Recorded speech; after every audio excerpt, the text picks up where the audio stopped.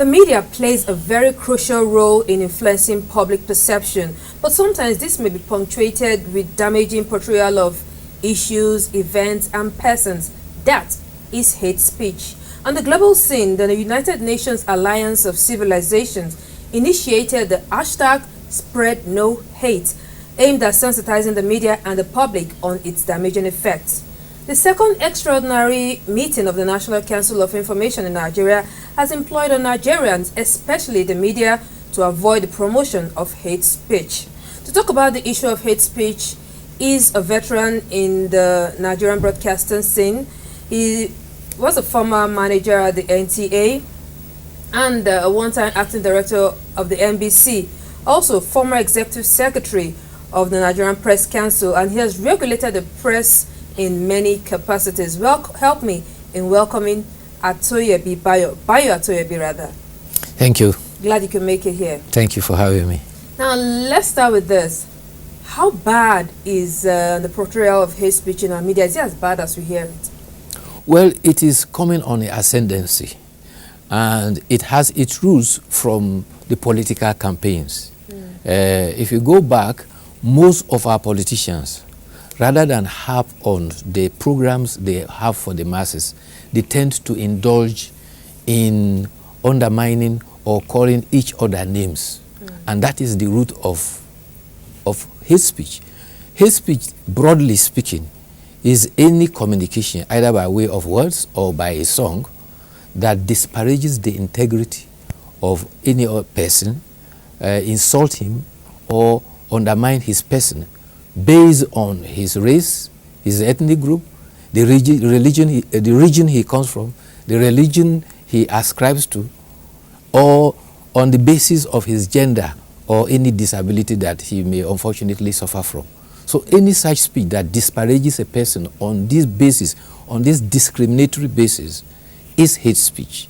And the United Nations categorically has said hate speech should not be accorded freedom of expression. And therefore, the media owes it the duty completely to expunge hate speech from its broadcast. Freedom of expression, freedom of speech. Many people has attributed some of the content found in their various media as freedom of speech. Sometimes they say it's true. I mean, that cannot be tagged hate speech. No, it's not true. Freedom of expression is freedom for expression for responsible speech. When a speech is irresponsible, it should not be accorded freedom of expression. In fact, not too far back, during the crisis in the United Kingdom, for instance, when the Northern Ireland were fighting their war, bombing everywhere. In fact, there's a parallel now for us here in Nigeria where we have Boko Haram insurgency raiding us. The Prime Minister then, Margaret Thatcher, actually blamed the media by saying that the media, the oxygen of airtime that the media gives to those violent people is the oxygen for which they thrive. And therefore, hate speech or violence, as it was then, should not be accorded freedom of expression at all. It deters from that. When people refer to other people in derogatory terms, it demeans their person, and it is not something that should be allowed at all. We are not too far from what happened in Rwanda. How did it begin? One ethnic group dubbed the other cockroaches and said, "What do you do to cockroaches?" And that was how it began. And before you knew it, 800,000 lives were lost in a genocide. And that is why the United Nations has taken critical stand. In fact, the International Criminal Court has taken a position. The expression of hate in the media is taken as a positive indication of hate speech, and anybody who is brought before it will be convicted for it. So that is the extent to which it is very, very serious. The portrayal of the media of the Boko Haram cause, the Niger Delta fight, and all that, can that in any way lead to be called in hate speech or instigate hate speeches? Violence, speeches that degenerate the dignity of any human person on the basis of race, of ethnic group, yes, is not to be accorded freedom of expression. And these are not far-fetched. If you look at the code of any profession is the guided rule that tells it how it should go about conducting what it does. Yes. For the print, this is the Nigerian Code of Ethics, For Nigerian journalists. Now, if you go to section 6 here, it talks about discrimination. A journalist should refrain from making pejorative references to a person's ethnic group, religion, sex, or any physical or mental illness or handicap. It's expressly provided.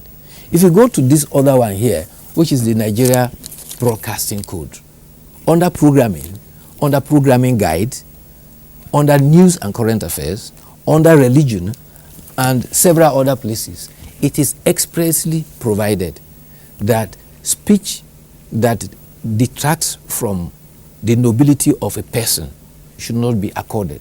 How can this be managed? Should we go by the way of Germany that have instilled very strict disciplines on the media and the public? Or how do you advise Nigeria should manage? Because of the possible consequence of allowing hate speech, it must be addressed very, very seriously.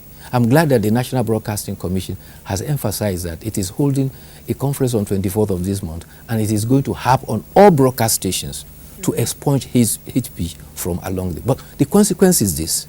If you have greenhorns in broadcasting who don't know what the rule book of the profession are, the hate speech will pass through their fingers without them knowing. So there's need to train on-air persons. They call themselves on-air personalities. Most of them cannot recognize some of these hate speeches. If it comes, they should be able to tackle it. One other danger is that many stations have resorted to phone in live broadcasts for which they do not have control. You don't know what the man is intending to say, and they don't have the facility of delay, so a few seconds delay before it goes on the air, so that they will be able to at least intervene to eliminate that. Those are the chances that people are taking with broadcasting, and it is gradually endangering our society. That's going to be a very difficult one, because there are many live programs of such. But just before we go, social media, that is another platform where hate speech thrives, because it's not properly being regulated, if at all. Social media is not regulated, but it's not everything you say in social media that you can go scot-free for it. I can cite just 2 examples. In the United Kingdom, for instance, some persons were arrested for using the social media to gather persons to come and gather for a riot, for violence, and they were found culpable. There are persons who have used the social media to undermine children, indulge in sexual exploitation that is determined as pedophiles.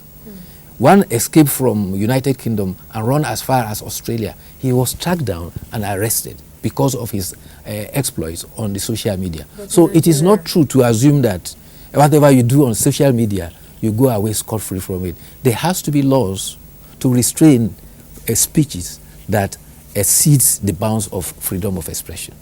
All right, thank you very much. I'm glad to know that the NBC is calling, is going to have a session where this will be addressed and seriously too. So I want to thank you very much, Bayo Atoyebi, for taking time to talk to us on this session of Media Review. The program is still Insights. In a moment, we'll be back with the rest of the program.